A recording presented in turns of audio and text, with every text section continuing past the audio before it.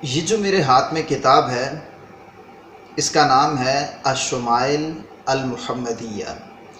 یہ امام ترمذی رحمۃ اللہ علیہ کی کتاب ہے۔ وہی امام ترمذی جن کی جامع ترمذی سیاستہ میں سے ایک کتاب شمار کی جاتی ہے۔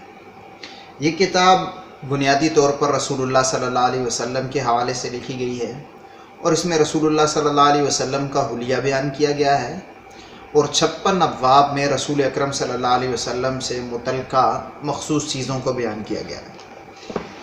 یہ جو میرے ہاتھ میں کتاب تھی، اس کے ساتھ امام باجوری شافعی تھے، ان کی شرح بھی ہے۔ یہ عربی زبان میں ہے، لیکن اس کے درجنوں بلکہ اگر سینکڑوں کہوں تو شاید تب بھی غلط نہیں ہوگا، اس کے ترجمے بھی ہو چکے ہیں، اردو میں اس کی شرح اور وضاحت بھی مل جاتی ہے۔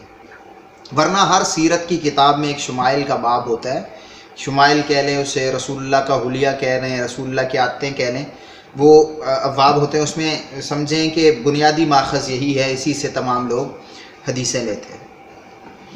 اب اس کے ابواب کی کچھ وضاحت کر دیتا ہوں، اور پھر اس کے بعد میں رسول اکرم صلی اللہ علیہ وسلم کا حلیہ انشاءاللہ اسی ویڈیو کے آخر میں بیان بھی کر دوں گا اسی کتاب سے۔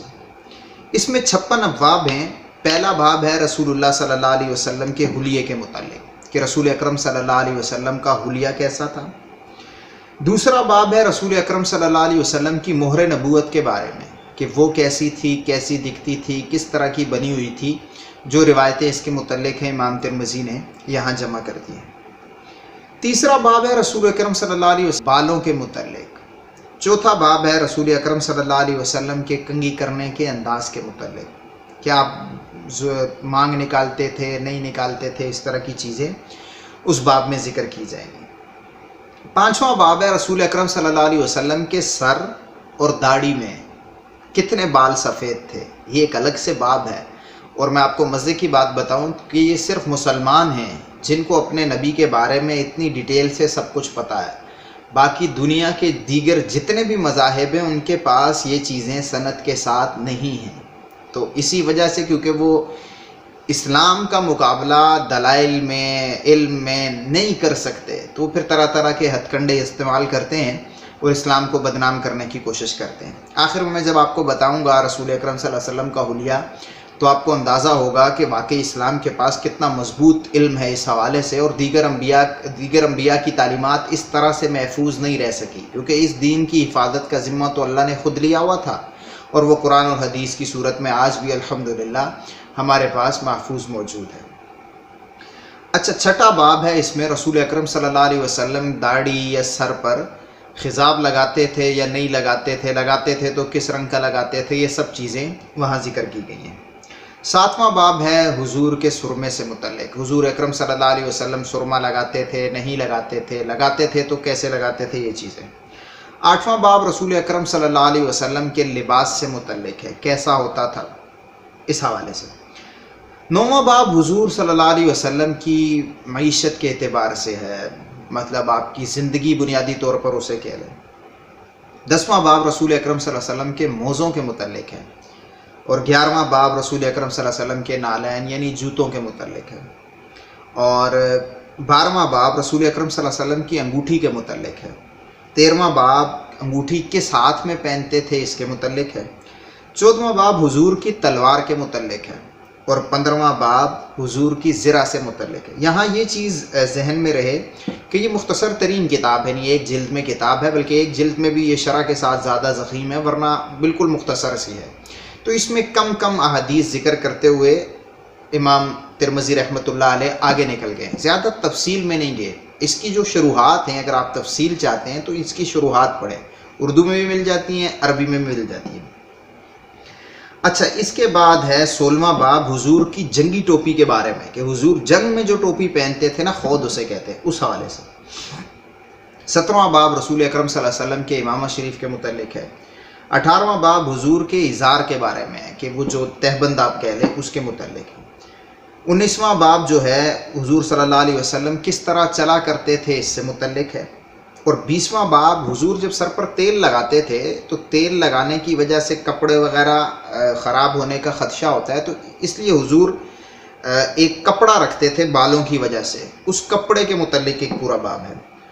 اور 21واں باب ہے کہ حضور بیٹھتے کیسے تھے، 22واں باب ہے حضور کے تکیے سے متعلق، اور 23واں باب ہے نبی کریم صلی اللہ علیہ وسلم کے ٹیک لگانے سے متعلق، اور 24واں باب ہے کہ رسول اکرم صلی اللہ علیہ وسلم کھانا کیسے کھاتے تھے، 25واں باب حضور صلی اللہ علیہ وسلم کھانے میں کیسی روٹی استعمال کرتے تھے اس حوالے سے ہے، اور 26واں باب رسول اکرم صلی اللہ علیہ وسلم کے سالن کے حوالے سے ہے، اور 27واں باب یہ ہے کہ حضور کھانے سے پہلے ہاتھ دھوتے تھے، مکمل وضو کرتے تھے، کیا کرتے تھے اس حوالے سے۔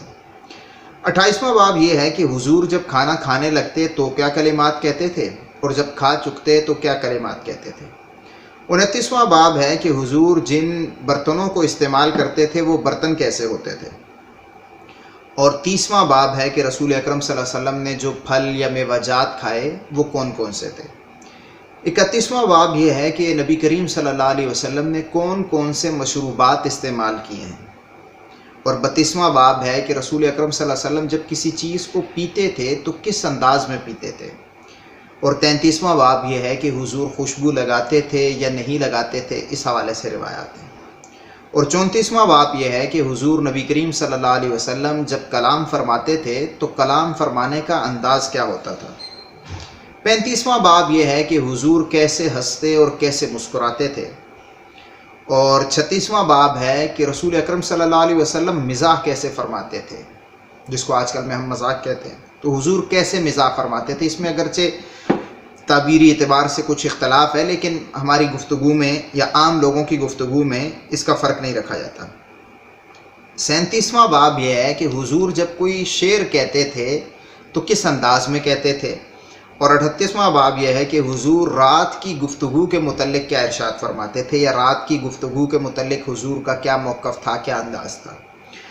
39واں باب ہے سونے کے متعلق کہ رسول اکرم صلی اللہ علیہ وسلم کیسے سوتے تھے، اور 40واں باب ہے حضور کی عبادت کے متعلق، اور 41واں باب ہے حضور کی چاشت کی نماز کے متعلق، اور 42واں باب یہ ہے گھر میں نوافل جو حضور پڑھتے تھے وہ کس انداز میں پڑھتے تھے، کیا صورتحال ہوتی تھی، وہ سب کچھ ہے۔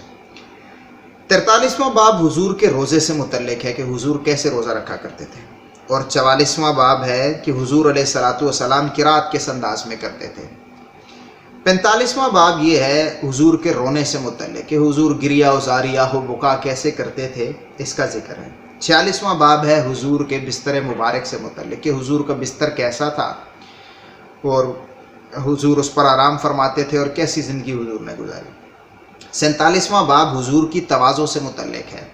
48واں باب حضور کے اخلاق کریمہ کے حوالے سے ہے، اور 49واں باب جو ہے وہ حضور کی حیا سے متعلق ہے، اور 50واں باب حضور جو حجامہ کرواتے تھے اس کے متعلق ہے، اور 51 نمبر باب ہے حضور کے اسماء کے حوالے سے، اور 52واں باب ہے حضور کی گزر بسر کیسے ہوتی تھی اس حوالے سے، اور 53 نمبر باب ہے کہ حضور کی عمر مبارک کتنی تھی، کتنی عمر میں آپ کا وصال ہوا، اور 54 نمبر باب ہے کہ حضور کی وفات کب ہوئی، کیسے ہوئی، اور 55 نمبر باب ہے کہ حضور کی میراث کے حوالے سے ہے، اور 56واں باب جو ہے وہ خواب میں اگر کوئی رسول اکرم صلی اللہ علیہ وسلم کو دیکھے تو اس کا حکم کیا ہوگا، اس حوالے سے۔ تو یہ وہ تھے 56 ابواب جو امام ترمذی رحمۃ اللہ علیہ نے اپنی کتاب الشمائل المحمدیہ میں ذکر کیے ہیں۔ اسی کتاب کو یاد رکھیے گا، شمائل ترمذی بھی کہتے ہیں، بہت مشہور و معروف کتاب ہے، بہت ترجمے آسانی سے آپ کو مل جائیں گے۔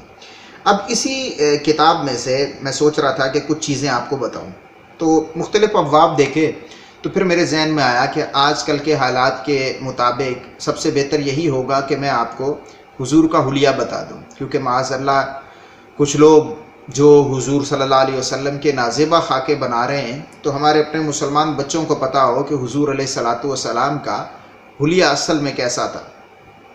تو اس کی مزے کی بات یہ ہے، مسلمانوں کے پاس وہ عربی الفاظ، اصل الفاظ جن میں صحابہ نے بولا وہ بھی محفوظ ہے، اور حضور اکرم صلی اللہ علیہ وسلم کی بعض روایات خود حضور کے الفاظ میں بھی ہم تک پہنچی ہوئی ہیں، بلکہ الفاظ کے ساتھ حضور نے جو کام کیا وہ بھی محفوظ ہے۔ جیسے ایک حدیث ہے مصافحے سے متعلق، تو آج بھی علماء وہ حدیث سناتے ہیں تو اس کے ساتھ مصافحہ کرتے ہیں۔ ایک حدیث ہے کھجور والی کہ جس میں کھجور کھلاتے ہیں اور پھر وہ بات ہوتی ہے، تو وہ بھی آج بھی وہ دونوں طریقے رائج ہیں علماء کرام۔ تو 20 احادیث مبارکہ سناؤں گا۔ سب سے پہلی سنیں کہ حضور کے سر اور داڑھی مبارک میں کتنے بال سفید تھے۔ تو اس حوالے سے حدیث ہے کہ لیس فی رأسہ و لحیتہ 20 شعرۃ بیضاء، حضور صلی اللہ علیہ وسلم کی سر اور داڑھی مبارک میں 20 بال بھی سفید نہیں تھے، یعنی 20 سے کم تھے۔ آپ اندازہ لگائیں کہ صحابہ نے کتنے غور سے حضور کو دیکھا اور پھر ہم تک وہ دین پہنچا بھی دیا کہ یہ حلیہ بھی ذہن میں رکھ لو، حضور ایسے تھے۔ اچھا، دوسری حدیث اس حوالے سے ہے کہ حضور کا قد مبارک کیسا تھا۔ تو اس حوالے سے حدیث آتی ہے کانا رسول اللہ صلی اللہ علیہ وسلم رجلا مربوعا، رسول اکرم صلی اللہ علیہ وسلم درمیانے قد کے تھے۔ اور ایک اور وضاحت بھی ہے کہ حضور کا سینہ کیسا تھا، چوڑا تھا یا تنگ تھا۔ تو اس بارے میں ہے بعید ما بین المنکبین، حضور کے دو کندھوں کے درمیان فاصلہ تھا، یعنی سینہ کشادہ تھا اور چوڑا تھا۔ تیسری حدیث حضور کے سر مبارک اور جوڑوں کے متعلق ہے، یعنی ہڈیوں کے جو جوڑ تھے وہ کیسے تھے۔ تو اس حوالے سے الفاظ ہیں دخم الراس و دخم الکرادیس، حضور کا سر مبارک بھی بڑا تھا اور حضور کے جو ہڈیوں کے جوڑ تھے وہ بھی چوڑے چوڑے تھے۔ اچھا، چوتھی حدیث حضور صلی اللہ علیہ وسلم کی گفتگو کے حوالے سے ہے۔ تو اس میں ایک روایت ہے کہ اصدق الناس لہجتاً، حضور لہجے کے اعتبار سے سب سے زیادہ سچے تھے۔ پانچویں حدیث حضور کے رنگ مبارک کے بارے میں ہے۔ تو اس حوالے سے حدیث میں لفظ ہیں اظہر اللون، حضور صلی اللہ علیہ وسلم چمکدار اور روشن رنگت والے تھے۔ حضور کی پیشانی کے متعلق ایک روایت ہے کہ واسع الجبین، حضور صلی اللہ علیہ وسلم کی پیشانی کشادہ تھی۔ اور چھٹی حدیث جو ہے وہ حضور کی داڑھی مبارک کے حوالے سے ہے، اس میں لفظ ہیں کف اللحیہ، حضور صلی اللہ علیہ وسلم کی گھنی داڑھی تھی۔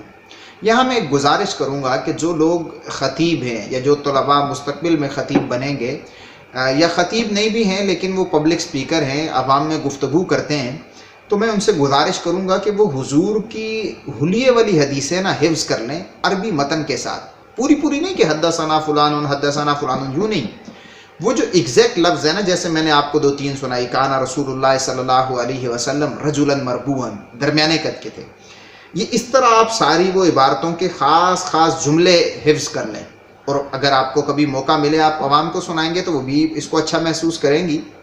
اور اگر آپ کسی غیر مسلم کو سنائیں گے کہ یار میں آپ کو صحابہ کا بیان کیا ہوا حلیہ سناتا ہوں، تو اس پر ایک بڑا اچھا تاثر پڑے گا کہ یار انہیں اپنے نبی کا حلیہ تک یاد ہے اور اصل الفاظ میں یاد ہے۔ سب سے بڑی بات یہ ہے، دیکھیں باقی جتنے بھی مذاہب ہیں ان کے پاس اصل کتابیں نہیں ہیں، یعنی اصل متن نہیں رہا، اصل زبان نہیں رہی، یعنی تورات یا انجیل جس زبان میں نازل ہوئی تھی اب اس زبان میں آپ کو ملے یہ بہت مشکل ہے، لیکن قرآن جس زبان میں نازل ہوا تھا آج بھی ہمارے پاس اسی زبان میں موجود ہے۔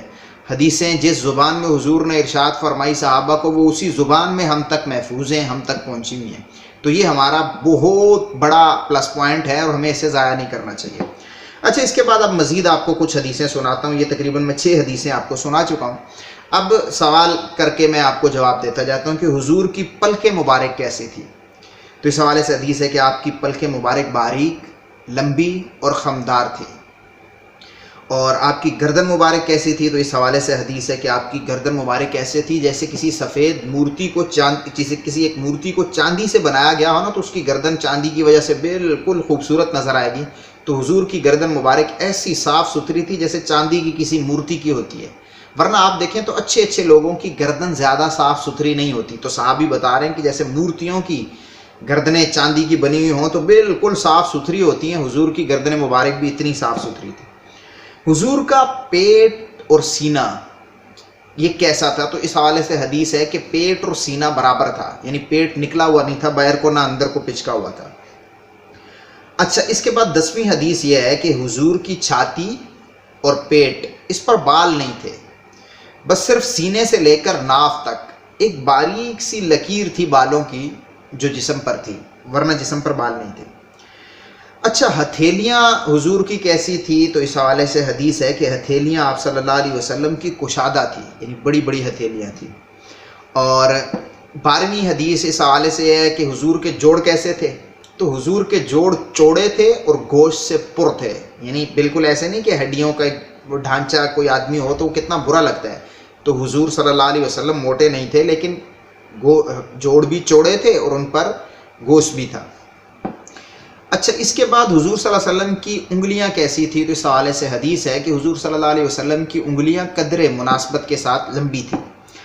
اور اس کے بعد حضور کے تلووں کے بارے میں بھی روایت ہمارے پاس ہے کہ حضور کے تلوے گہرے تھے، یعنی حضور کا پاؤں فلیٹ نہیں تھا جو ایک عیب ہوتا ہے، بلکہ اس حضور صلی اللہ علیہ وسلم کے تلوے بھی ان میں بھی قدرے گہرے تھے. اچھا، اس کے بعد دیکھیں کہ حضور کی آنکھیں کیسی تھی. تو آنکھوں کے حوالے سے یہ روایت بھی ہے کہ حضور کی آنکھوں کے کنارے لمبے تھے، یعنی بڑی چوڑی آنکھیں تھیں جو خوبصورتی کی علامت ہے. اور پھر اس پر پلکیں دراز ہوں، خمدار ہوں، رنگ گورا ہو تو کتنا انسان حسین ہوگا.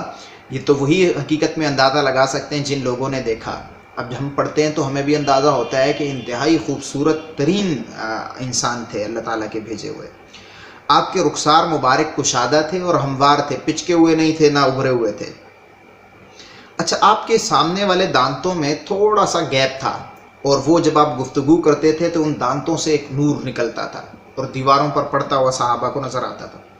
آپ کے بال مبارک قدرے خمدار تھے، یعنی اس کو ہم پنجابی میں کنڈل والے کہہ لیتے ہیں، گھنگریالے کہہ لیتے ہیں، لیکن ایسے بھی گھنگریالے نہیں کہ جو بدنما لگتے ہیں، ہلکے ہلکے. اس کی وضاحت آپ شروحات میں پڑھیں گے تو آپ کو تفصیل سے مل جائے گی. حضور کی زلفیں کیسی تھی؟ تو زلفوں کے بارے میں آتا ہے عظیم الجمت الی شحمت اذنیہ، گھنے بال تھے اور کانوں کی لو تک آتے تھے. یہ ایک ایک حدیث میں آپ کو سنا رہا ہوں، اس حوالے سے اور حدیثیں اس کتاب میں یا دیگر کتابوں میں آپ کو مل سکتی ہیں. تو ایک روایت میں یہ بھی آتا ہے کہ کندھوں کو چھو جاتے تھے اور کانوں کی لو تک ہوتے تھے، اور کبھی آدھی کان کی لو تک بھی حضور کے بال مبارک ہوتے تھے. بال تھے کیسے؟ تو بال گھنے تھے. یہ وہ تھی 20 حدیثیں جو میں نے آج سوچا کہ آپ کے سامنے بیان کر دوں. امید ہے کہ یہ ویڈیو آپ کو اچھی لگی ہوگی. میری گزارش ہے کہ اس ویڈیو کو آپ شیئر کریں آج کل کے حالات میں، تاکہ ایک مسلمان کو پتہ ہو، خدا نخواستہ اگر وہ کوئی نازیبہ ایسی چیز دیکھتا ہے اور وہ سوچتا ہے کہ شاید حضور ایسے ہی تھے، تو میں سمجھتا ہوں کہ یہ اسلام اور مسلمانوں کا بڑا نقصان ہے. تو اس لیے میری گزارش ہے کہ آپ بے شک یہ ویڈیو نہیں بھیجیں، آپ یہ چیزیں سن لیں اور اپنے الفاظ میں بے شک لکھ کر آگے پہنچا دیں، یا نیٹ سے لے لیں، یا یہ کتاب لوگوں کو تحفے میں دیں تاکہ لوگوں کو پتہ چلے کہ رسول اکرم صلی اللہ علیہ وسلم کیسے تھے. دعا میں یاد رکھیے گا. السلام علیکم ورحمۃ اللہ وبرکاتہ.